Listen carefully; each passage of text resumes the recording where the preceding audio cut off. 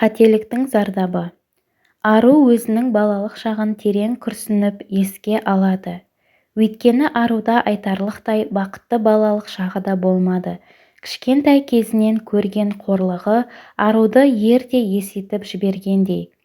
Ару кішкентай кезінен әлжуаз, аурушаң болып өсті. Онысымен қоса 7 жас шамасында аруды сиыр теуіп кетіп, қорыққанынан кекештеніп сөйлейтін болып қалды. Енді ғана мектеп табалдырығын аттаған ару үшін бұл өте ауыр соққы болды. Себебі мектепке барып, білім алып, дос табамын деген арманы су сепкендей болды. Бірге оқитын сыныптастары аруды көп мазақтайтын, оны кекеш деп келеке етіп отыратын. Енді ғана өмірдің жаңа баспалдағына көтерілген аруға оңай болмады. Күнделікті қайталанатын осы жағдай аруды мүлдем басып тастады. Ешкімге қосылмай, томсырайып, тұйықталып, тек өзі ғана жүретін еді.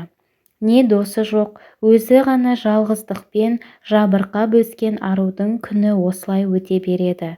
Айлар өтіп, артынан жылдар келе береді. Арудың 8-ші сыныптан бастап денсаулығында тағы да өзгерістер болды. Бұл жолы ару гормон дәрілерін қабылдай бастады. Онысы аруды толдыртып жіберді. Енді ғана бой түзеп келе жатқан ару сыныптас ұл-қыздардың ендігі толық семіз деген сөздерін естіп, одан сайын тұйықталып кетті.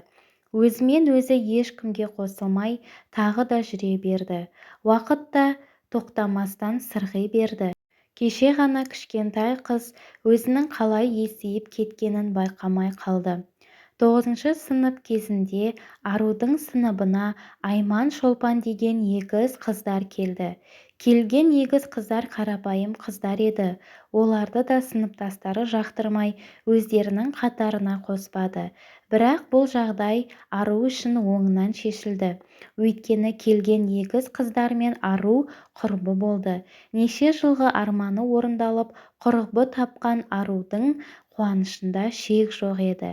Міне, солай мектептің қызығы мен шыжығы қатармен жүріп, 11-ші сыныпқа қалай аяқ басқанын да білмей қалды. Бұл уақытта сыныптастары есейіп, бұрынғы ара қатынас шамалы жақсарған кезі. Ару да бой түзеп қалған. Нұрбек есімді жігітпен сөйлесіп жүрген кезі болатын. 8-ші наурыз күні сыныптастар ұйымдастырып отырыс өткізбекші болды. Барлығы дерлік баратын болып келісті. Арудың да барғысы келіп еді, әкесін тастап кете алмады. Өйткені әкесі сол күні мас болып келді.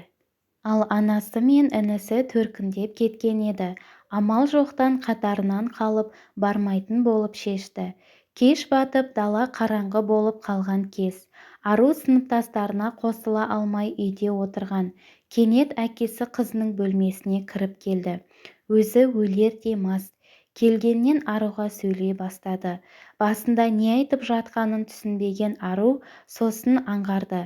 Әкесі аруға қызы емес, құдды бір басқа қызға сөйлегендей әңгіме айтып отыр екен.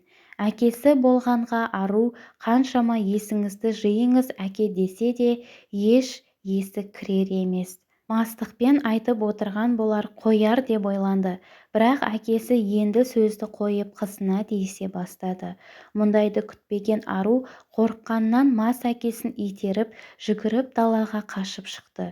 Жүрегі дүрсілдеп ентігін баса алмай далада біраз тұрды. Ойының бәрі жан-жақта әкесіне ашулы болып тұрды. Мұнысы несі? Не істегелі жатыр?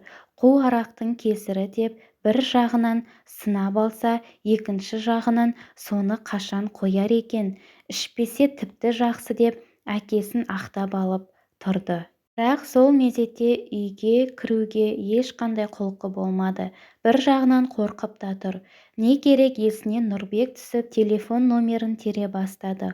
Ол да күтіп отырғандай тұтқаны дереу көтере қойды. Екеуі біраз сөйлесіп, Нұрбек аруға келетін болып шешті. Нұрбек қалада тұратын. Ару қалаға жақын маңдағы ауылда тұратын еді. Ол келгенше біраз уақыт керек. Сыртта тұра бермесі анық. Өзі әзірге сыныптастарының ортасына келді.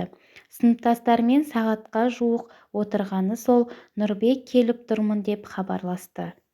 Сыртқа шығып екеуі сөйлесіп тұрды. Кенет Нұрбек, жүрсеңші қалаға қыдырып қайтайық, отырысың біткенше келіп қаламыз деді. Ойланып қалған Ару, барсақ барайық, уақытында алып келсең болды деп келісті. Келіскенінің бір жағы әкесіне ашуы тарқамай ерегісіп жасаған ісі еді.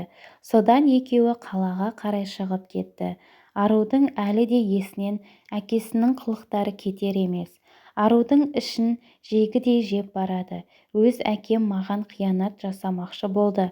Аяғы немен бітер еді?